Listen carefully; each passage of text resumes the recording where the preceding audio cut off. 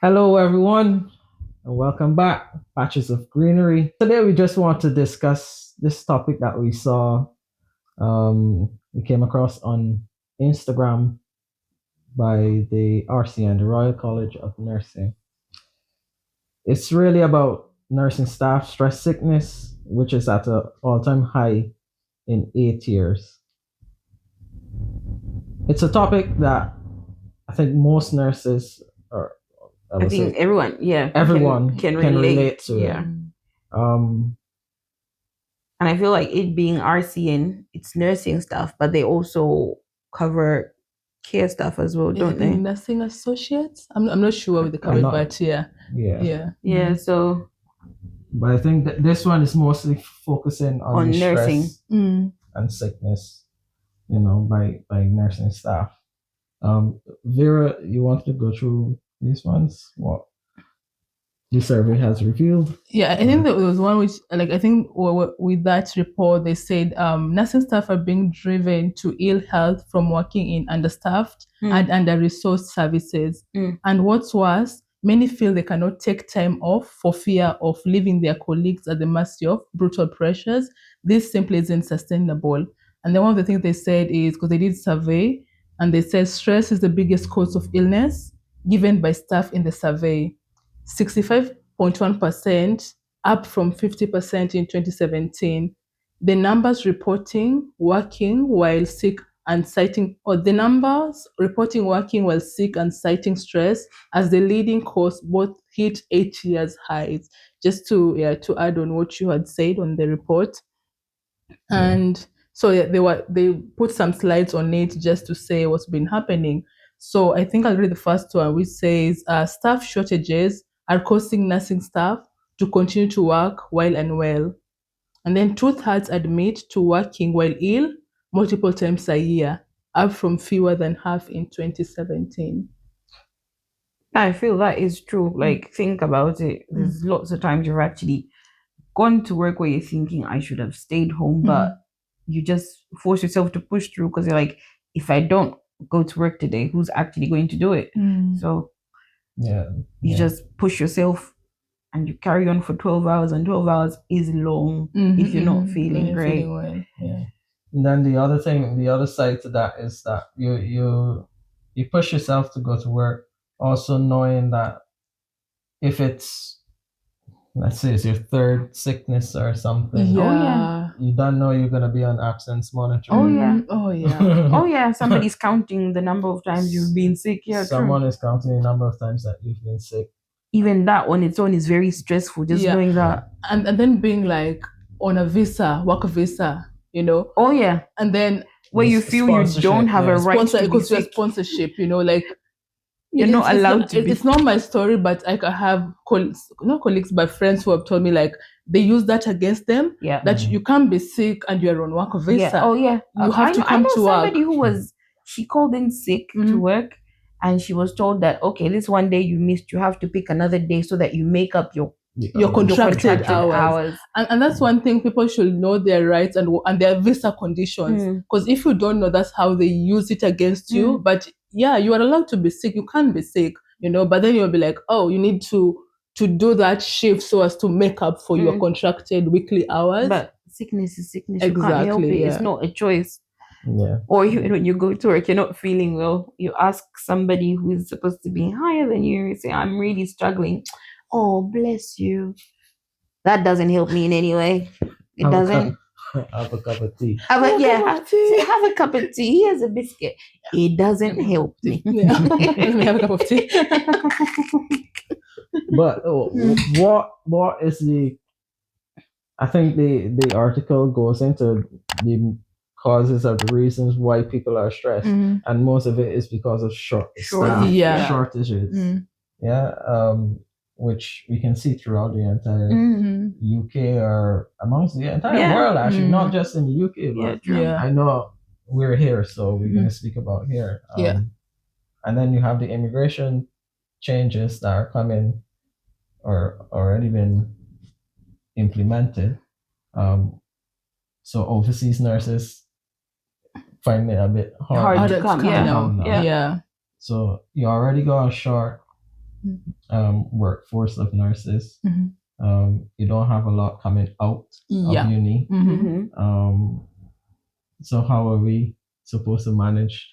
I The think, shortage. I think The it's just the shortages, shortage, yeah, yeah. because you're not having you're not having more nurses coming into the health, into what do I want to say? Like you're not having nurses coming into the practice, and then the locals here they don't really do nursing because of the pay. Some I've talked to and they're like, let me just go and work in Yeah, it's Tesco. not worth the Let me. stress. It's not worth the stress. stress. So why? So that's just making everything harder.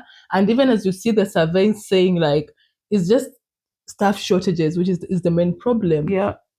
And that shortage, it's like everything has a knock-on effect. You're short-staffed, you overwork yourself, then you become ill, and then you can't go to work, and now increasing to that shortage because you're ill.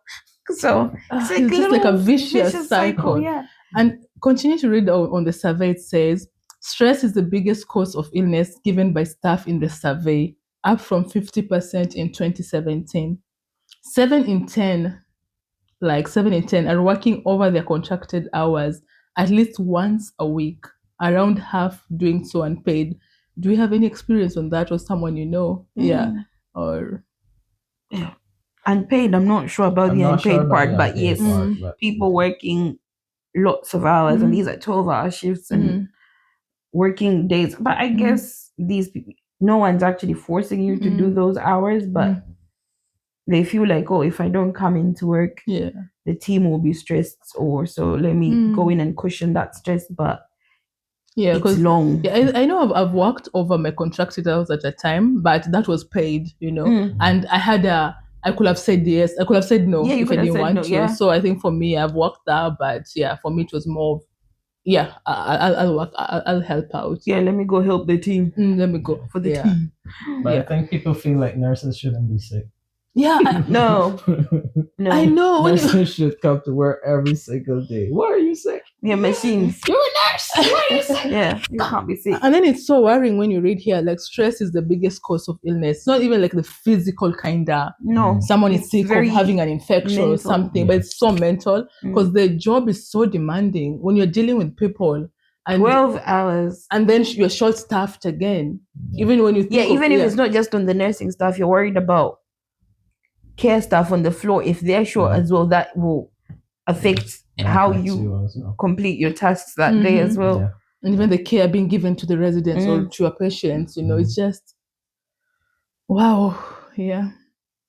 So the other slide says an independent care home nurse said they are dreading going to work knowing we'd be short staffed and would inevitably have to work over my hours unpaid just to get everything done.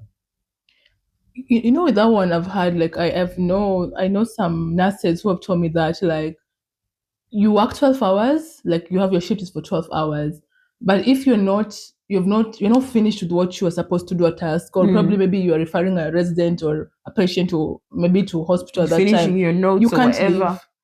Yeah, and you can't. I know you can't leave, but you won't be paid. So imagine you stay there for 2 or 3 next hours. Yeah. So you're supposed to leave at 8 p.m. You're leaving at 11 p.m. and you won't be paid. That one I know people who's happening to and you them. have to be back the next day. And then day the next day you have to work. And then you probably even there's that blame culture. What did you do? Why why did you not finish? Exactly. Because even because nothing if it's not documented, it's not done. Yeah. We all know that. So you have to make sure that you've done everything, because you want to make sure everything was done for that patient, for that resident before you're leaving.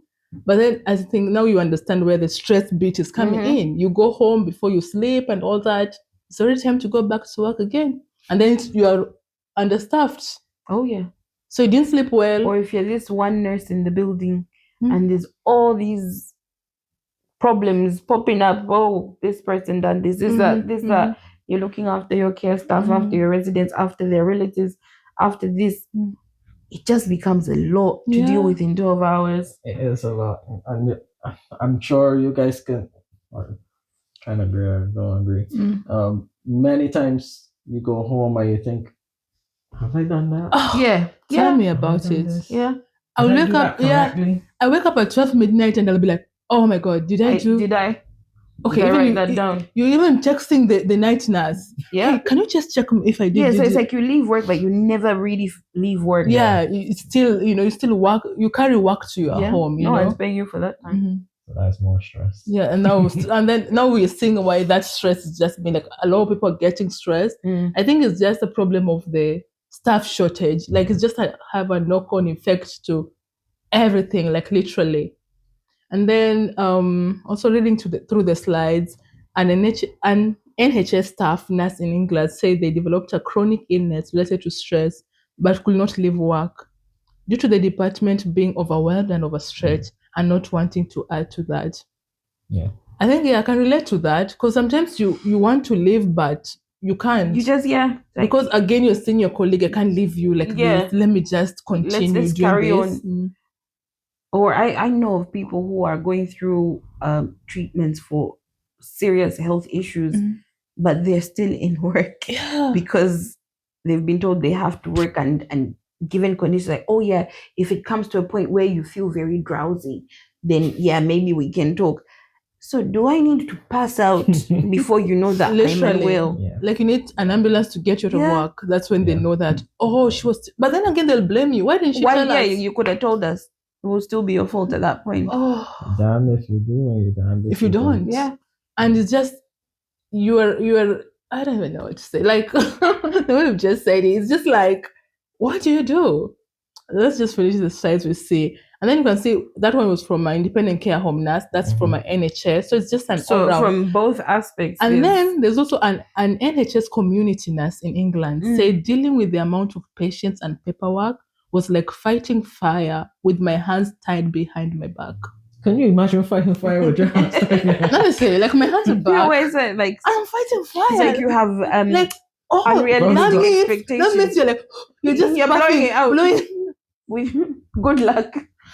And then I'm just thinking like these are different departments of nursing. Like there's NHS, there's nursing homes, and there's the community. So I can't say, oh, I'll go to the community to be better. You'll like find the wherever same you problem. go, it's still the same problem. You just pick your And struggle. like with the community nurses, it's more paperwork because they're moving from one place to another. So that must be tiring. You have to do your work, write your report, get back in the car, go to another place. Oh god, yeah. And even for I mean, we have a lot of paperwork within the nursing home as well. But at least it's all local. It's all localized in your one office.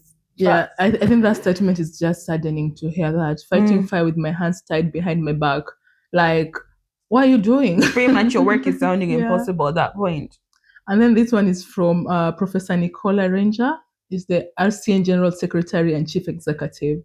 Nursing staff are being driven to ill health from working in understaffed and under-resourced services. This simply isn't sustainable. So, but what can be done about it? Yeah, I think we've read like from all those organizations, different bodies on. So like, what can be done about it? Because I don't think there's even like a proper. I don't know. Do we have a patient to nurse ratio, nurse to patient ratio? We're in care homes. Yeah, well, you use the dependency tool. The dependency tool. So and by that you use that tool to calculate. But even that still doesn't. I always say this: that dependency tool is just a piece of paper. Yeah, it is. It looks correct on paper. And that's what they used to say. Oh, you can't get more staff because this and this.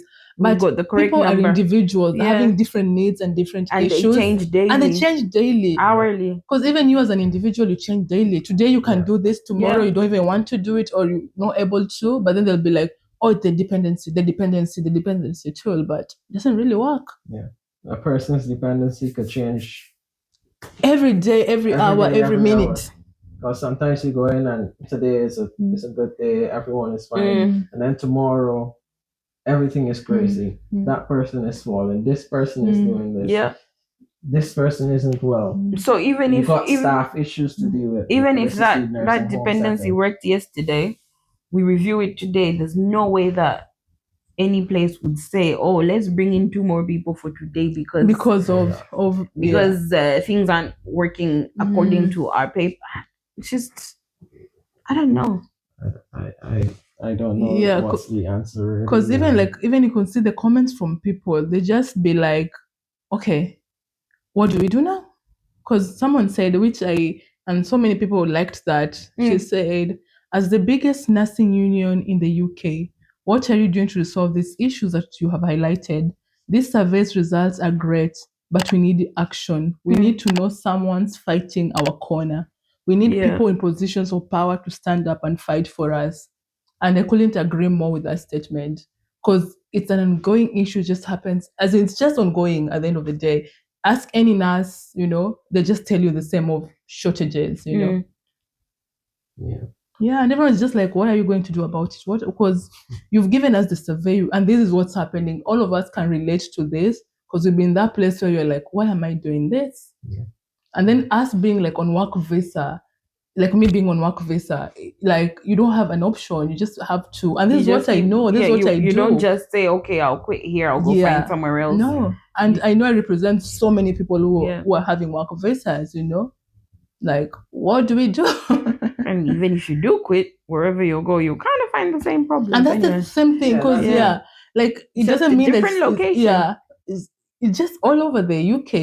It's not like I'll go to this place, I'll go. It will be they're still having the same issues. And that some people have left, the clinicals. They're like, just reading. Oh, you saw that. What's she saying? I left clinicals to teach academia. How I miss helping patients, but working for NHS has destroyed my physical and mental health immensely. Can't forget those days. Yeah. And you see, it's like people actually enjoy the job. We love what we do. I can't think of myself as anything else. Like I'm definitely not a banker, I'm not an engineer or anything. But why you laugh? Yeah, but definitely it's the stress that runs people out of the job. And yes, it's fine that like someone in comments said, it's fine that they've done this survey and what's not. But what can be done? What can be done? What are they gonna do now to support nurses across the UK? I feel like people always talk, but nothing happens for nurses. Yeah. And it really hurts because we do so much, and even going to work while ill. It's not correct because then you're putting your patients, you're putting your residents, or and even your colleagues at risk of contracting whatever it is that you have, but we're nurses. That's what we do. We look after people. We look after people, We sometimes forget to look after ourselves. Yeah.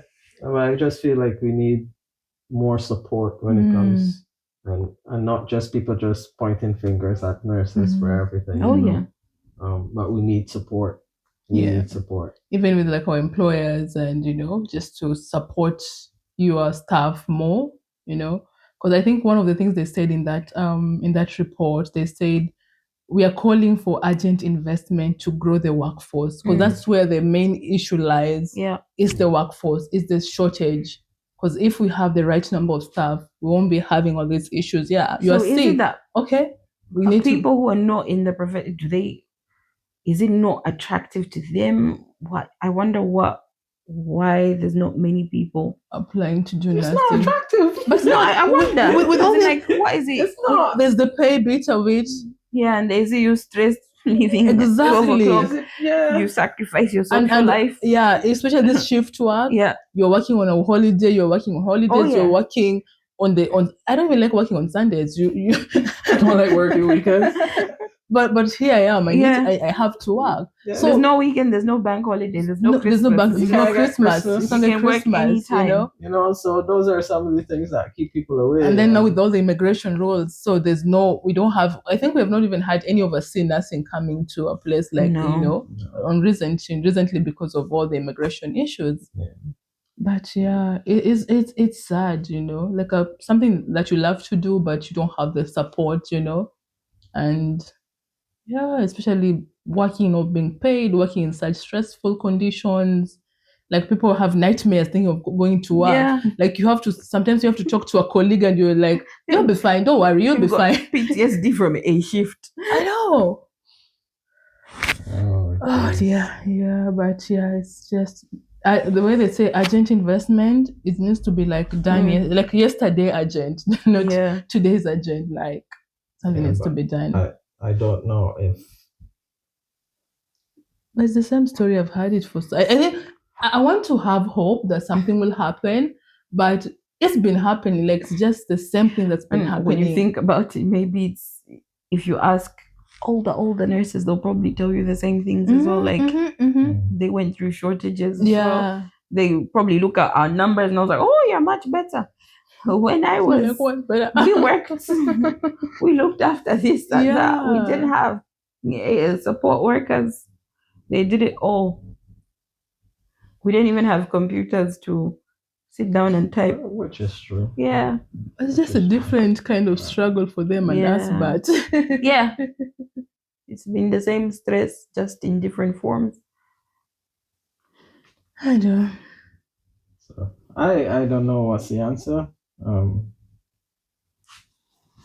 But When you check in for more comments, this is one of those episodes that we're like, we don't have a we don't, solution. yeah, but it's just sad. It's just it's happening. It will it's probably be happening. happening for longer than now. Because even someone has like a medical appointments, you have to come to work and then take an hour off, go back to your appointment and come back and from seeing the doctor. You have to come back. I say it's just, I don't know.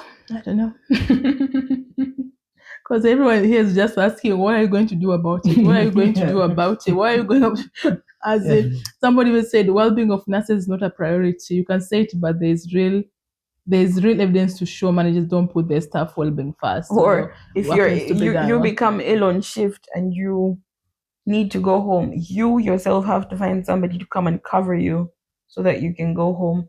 Yeah. And if you actually get lucky, well, you probably won't get lucky enough to find anyone. You might as well just finish off your shift and crawl back to your house. I think one thing Ryan had also mentioned about the sickness policy doesn't help either. People working whilst waiting for surgery because they can't afford to take the time off. Oh yeah. So there's that bit of you can't, because someone may say just take the time off. Waiting for open heart surgery. But then you'll be like, I can't afford to stay home with the rising cost of bills and all that of living. I don't know. It's a hot topic and it's I don't know. Someone needs to do something about it. That's all I know. But it's government, whether more of our unions need to do something. I don't know, or maybe the solution is extremely expensive. Maybe. I mean, and again, we go back. Most of the nursing or healthcare workforce is immigrants. And we having the immigration thing being looked at and how people are coming. And so that might be affecting. We already know. And people that are already here leaving and going to other countries. Other countries or other professionals. So where the grass is looking greener. While we're just trying to water our own. Plant our seeds. If anyone out there has a solution or any ideas or what your thoughts about all your thoughts, just leave a comment or something. I think today is one of those topics like it just leaves you thinking. We just brought the survey. We just said what we have to say. It was your choice. Yeah, but still, but all of us just want. I don't need to suffer because of my choice. But people say that. But why did you choose it? We don't want stress, like working in a stressful environment. There's nothing wrong with me doing a job that I love and still be happy about it. So. And hierarchy of needs, Maslow hierarchy of needs, that self-actually. Anyway, I brought some psychology here. But yeah, guys, I think that's what we wanted to discuss today. I know this is a hot topic.